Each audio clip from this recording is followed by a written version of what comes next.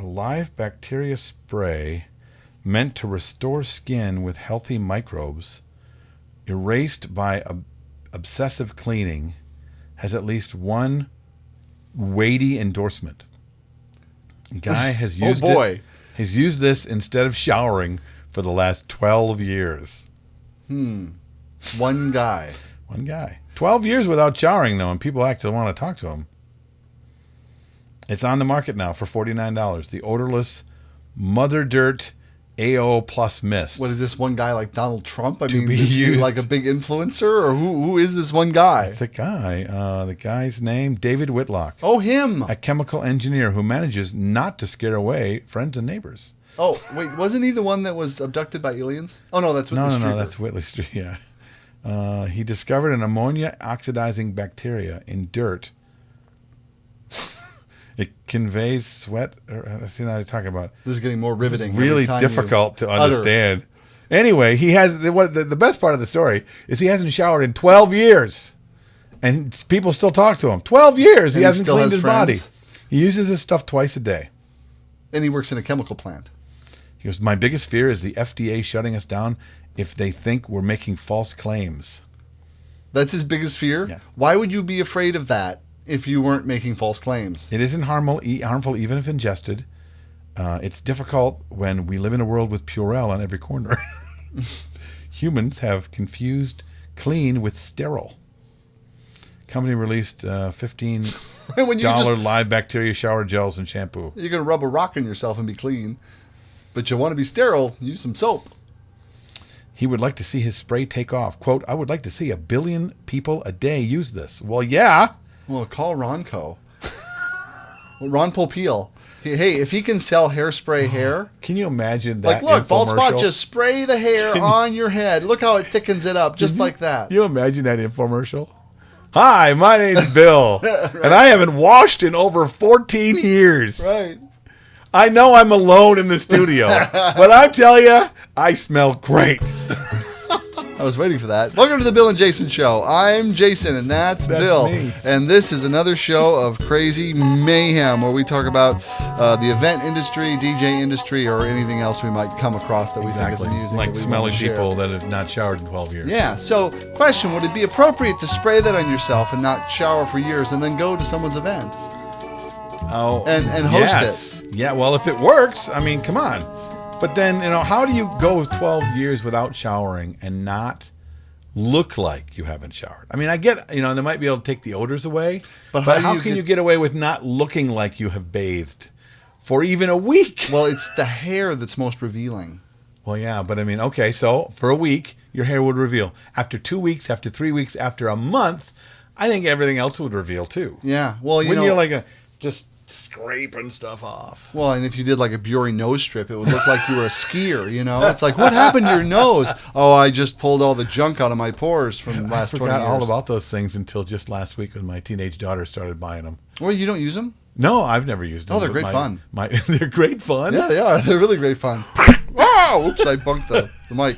Yeah, it's like really great fun. Yeah, I saw my daughter walking around with this thing on her nose the other day. I went, what is? Oh, I remember those. They still sell those? Yeah, so it's leading me to think, though, that maybe my gaffer's tape might actually do a better job, and it would actually be cheaper. So I'm going to try it. If it doesn't take the first layer of skin off your face, I suppose. Well, you might be really happy with the way your nose looks after trying it.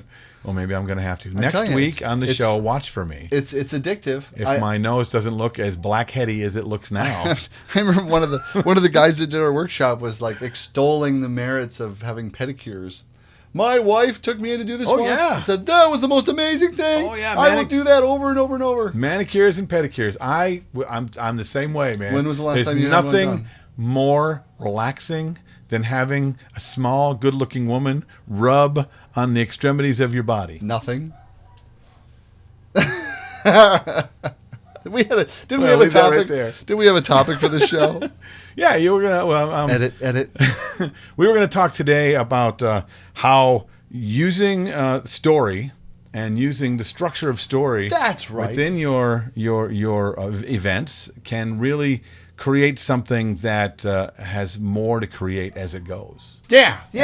Yeah. That's what we're going to talk about. Hey. Awesome. No, well, it's kind of funny because I don't know if it started, but I mean, it's like, we started thinking about like Mark Farrow with Love Story, and just sharing. Now that is in its purest form is like you collecting information story, and telling the couple story. That's just like, here's 10 the minutes story of, I'm telling. hey, let me tell you once upon a time. Right, or better yet, 7. 7 minutes is really a magical number for that. I think so. Yeah. Okay. If it's 10, it must be really good. Okay. 7 minutes. Yeah. That's just me though. So anyway, so talking about like actually like how you apply like a narrative to an entire event. Right. So thinking of it like a play. If you're actually, if you imagine yourself watching the event that you do, and this is especially applicable, I think, if you both host, MC, and DJ the event, as you're thinking about planning and creating what happens for the entire event. Well, if you're in control of how the event moves, then you need to understand that specifically. You don't have to, but I mean, it's the story is being told whether you're in control of it or not. Right, and you can make it that much better by actually thinking of it. Actually, I keep saying applying, but it's like thinking of it in terms of a narrative. Right. Like understanding that it is a narrative, period. And as someone who's creating the event, you already know how this story is going to go. Right? Nobody else does. They're showing up going, well, how's this story going to go? They think they do. They're going to go in, I'm going to have a drink, and then if it's a really long cocktail, I'm going to have lots of drinks, and then I'm going to feel kind of drunk, and then I'm going to eat some chicken, and then I'm going to have a dance, and then I'm going to leave at 8. And that's how, people like, that's the story they've always seen. They're expecting. They're expecting that. That's going to be that. They're going to be like, congratulations, yay! Right. And that story, I mean, and like I said, every event, even us sitting here today with this show has a narrative story attached to it. Now, if you can see that, and now that you can see the skeletal structure of it, you now have the power to be able to move it around, to be able to create stronger transitions and more dramatic pauses, and make each of those moments more powerful, because you see where those moments are to happen, instead of just letting it happen on its own. And then, well, maybe one person saw that narrative, and then this person saw that narrative.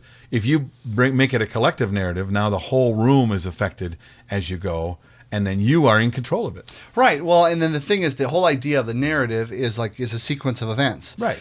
So there is, any story is a sequence of events where you are, and where the suspense comes in, or the anticipation comes in, is in setting up, is being able to set up the next thing, to kind of bring them along. So they're always looking forward to what's going to happen next. Or they're always going, well, gosh, now what's going to happen next? And so by thinking about your event that way, as you figure out what you're going to say for those transitions to both, if you're doing a cake cutting and you kind of talk through it, and then you transition to the next activity that's going to happen, or if that next activity is just people visiting amongst themselves, but there's another scene coming up that you want them to be aware of, you can set that up to tease that scene coming up, and it creates the audience kind of hanging on to wondering what's going to happen next, because it's how good TV shows work. It's how good plays work. It's how good theater works. It's how all of that. A good book. Everyone is like, well, then what? Well, and then what's going to happen? Right.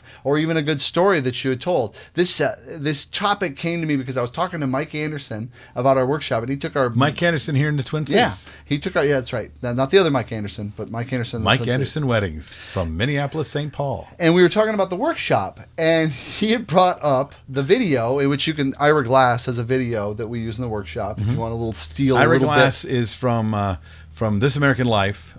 He's the narrator and the creator of the show This American Life on National Public Radio. Yeah, millions and millions and millions of great listeners. show. If you haven't seen the show, if you haven't heard the show, rather, make it a regular podcast listen. It'll be worth it for you. You'll be riveted. Yes. I am. It's some of the best storytelling that is on the period.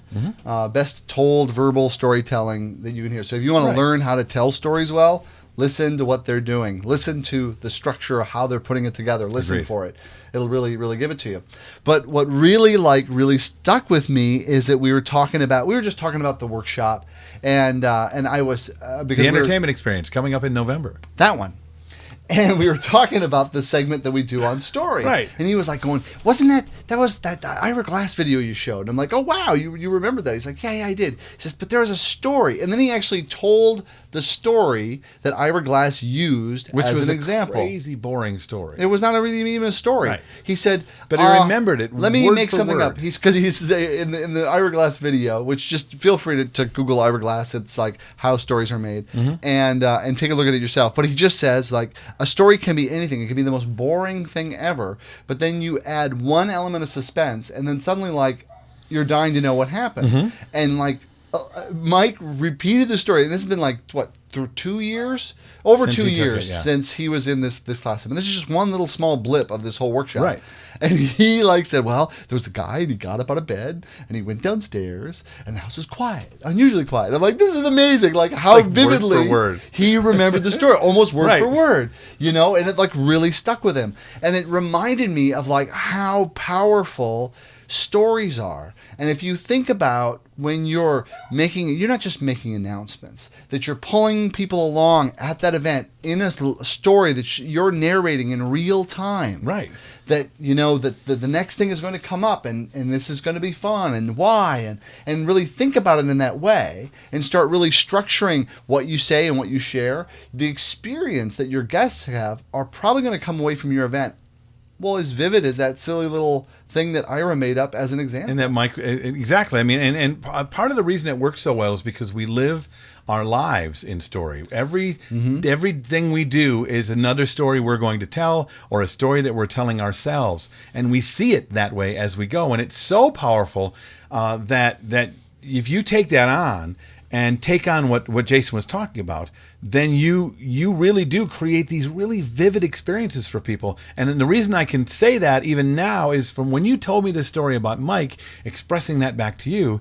Mike was so drawn into this one little 4-sentence story that he believed, and still to this day believes, that we in the workshop created an ending for that story. But we didn't. What happened is his mind automatically did that, which is what the minds of people automatically do. So the story's happening all the time. That's why I'm always telling people, why this is so important. Why? Because you've got a room full of people that are already narrating the story of what's happening. They're already doing it, whether you do it or not. So you can either be in charge of how that story ends, or just let them figure it out. You can have 300 people telling their own story, or you can have all 300 people following along this specific story that you and the bride and the groom, or the people who have hired you for the event, have created as an ending and for transitions and all those things. That power is yours to have, because they will so follow you. They want to follow that story. Well, they want it. Yeah, absolutely. Human beings, we crave stories. It's how we understand the world. It's how we understand ourselves and the context. And if you believe, like I believe, that our job when we're actually working an event is to have people, help people forget to make plans to leave. Yeah. Have them so engaged in whatever is happening, however boring, the bride walks over to the cake table. However that might be, to create everything in such a way that it's compelling, and I mean compelling, not significant, like, oh my gosh, they're walking to the bathroom. Now that's overly significant. Right. Compelling means this is a good story. I'm interested. I want to know what happens next. I'm not going to go anywhere. Right. I wonder if they'll trip. Yeah, exactly. Or whatever, that they go, oh my gosh, it's like 10:30. We never stay this long. How did this happen? That's like the best case scenario. Right. And that's why every time I see the movie Shawshank Redemption, no matter what time it's on, whenever I click in, I can't stop. I can't stop watching. That storytelling is that good. Movies that do that to you, a book that you cannot put down because your brain is going, not yet. I'm not done yet. They love it. Okay, even bad storytelling. So to really understand this, I mean, you have to practice. You need to start noticing how the world works in stories, how every little moment of your life is a story, how what you see on television, how you hear on the radio, how what you see in traffic every day when you're coming home, not seeing any media, there's a story happening, and how you're noticing that there's a story, and how you're seeing how what might happen, and your brain's telling you, this might happen and that might happen. You're already doing it. You start noticing that stuff. You start practicing explaining yourself or working and living in the world of story. This becomes easier and easier and easier. And then you become what my wife likes to be called the puppet master. she sees me in an event. She goes, man, it's like you tell them to do stuff and they do it. I think it's what your wife calls you.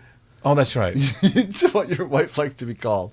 No, we don't need to bring up all your little It's okay. things. I got no strings on me. For more on, if you want to learn more about like how to actually implement and use the tool of story and storytelling just within your events and setting it up in the planning, creating, and design, check out that Ira Glass video. It's really amazing. And sign up for the entertainment experience. That's right. It's coming up November 16, 17, 18 here in Minneapolis. The good days. Well, it's Monday, Tuesday, Wednesday. It's not very expensive flight into Minneapolis. No. We even got a hotel near the Mall of America, so if you like to shop, you can shop a lot. If you want something that your spouse will want to come, it's like, well, you can go to the Mall of America. She'll be like, you should do this workshop. You could even reach out to us, Jason or I, online. You can find us on Facebook. We even have a Facebook page for the Bill and Jason Show, as well as a Twitter account. So check all those things and sign up actually for the podcast at billandjasonshow.com, and you will get regular updates on when the shows are posted, and you'll become a regular listener. We like that. And that's the end of this story. Bye. Broadcasting from high atop planet Earth at a rate of 96 kilobytes sampled per second over the interweb in an effort to stop glorifying being busy. This has been an entertainment experience production.